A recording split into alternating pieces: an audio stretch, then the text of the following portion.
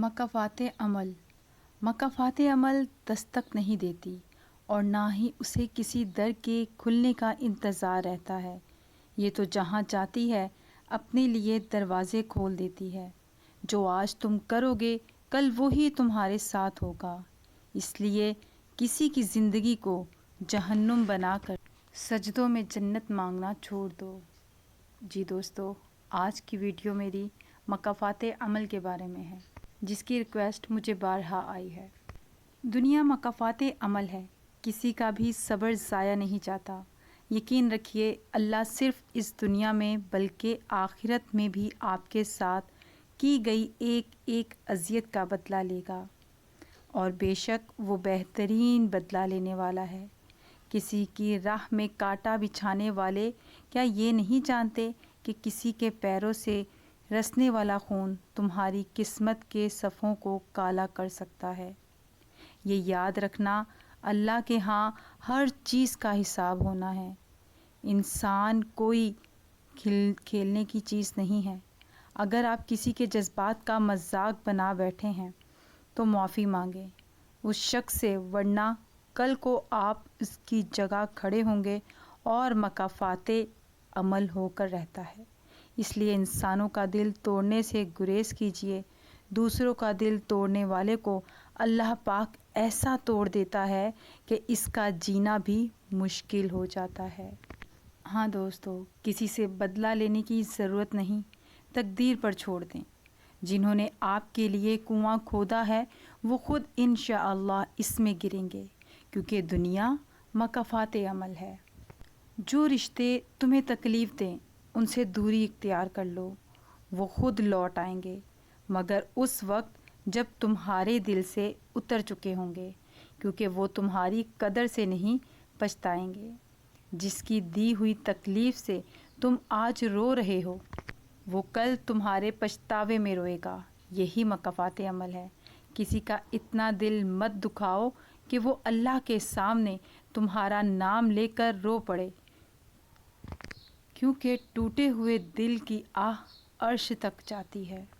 جب انسان بے حد تکلیف میں ہوتا ہے اور مسکرا کر یہ کہتا ہے کہ میں نے یہ معاملہ اللہ کے سپرد کیا، تو یقین مانو فرش سے لے کر عرش تک ہر چیز لرز جاتی ہے، اور وہ آہ سیدھا ساتویں آسمان تک پہنچ جاتی ہے۔ ٹوٹے دل سے نکلی ہوئی دعا اور آہ کبھی بھی رائگاں نہیں جاتی، اور جب معاملہ اللہ کے سپرد کر دیا جائے تو ظالم بچ نہیں پاتا۔ وہ رحمان اور رحیم تو ہے ہی، مگر کیا تم نے سنا نہیں کہ وہ ذوالجلال بھی ہے؟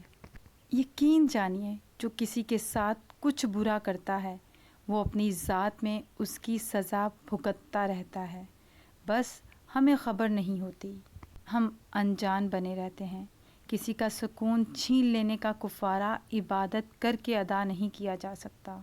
یاد رکھیے، نیت کی حد تک بھلا چاہنے میں ہمارا جاتا تو کیا نہیں، لیکن مکافات عمل کی صورت میں یہ ہمیں بہت کچھ دے جاتا ہے، بہت کچھ دے جاتا ہے۔ میری چپ میری ہار نہیں ہے، میرا صبر میری وہ طاقت ہے جو میرے اللہ کو بہت پسند ہے۔ دوستو، کسی کو یہ کہنے کی نوبت نہ آنے دینا کہ میں اپنا مقدمہ اللہ کے ہاں پیش کرتا ہوں۔ یاد رکھنا، کسی کے یہ کہنے سے پہلے معاملہ سلجھا لینا، کیونکہ اس کے ہاں نہ جج بکتے ہیں، نہ ہی گواہ خریدے جا سکتے ہیں، اور نہ ہی وکیل، کیونکہ وہ خود ہی گواہ، خود ہی وکیل اور خود ہی جج ہے۔ اس کے فیصلے پھر اٹل ہوتے ہیں۔ وہاں ترازو بھی انصاف کے تلتے نہیں۔ کہیں خوف ہے کہ اللہ دیکھ رہا ہے، اور کہیں اطمینان ہے کہ اللہ دیکھ رہا ہے۔ پیارے دوستو، مکافات عمل ہو کر رہتا ہے، دیر سویر ہو سکتی ہے، مگر ٹل نہیں سکتا۔ آج جو اپنے ہاتھوں سے کر رہے ہو، کھیل تماشا سمجھ کر کل یہی آنکھوں سے نکلے گا آنسو کی صورت میں۔ ہر تاریک رات کے بعد صبح نے نمودار ہونا ہی ہوتا ہے، اس لیے پر امید رہیے۔ اللہ رب العزت کو پر امید لوگ بہت پسند ہے۔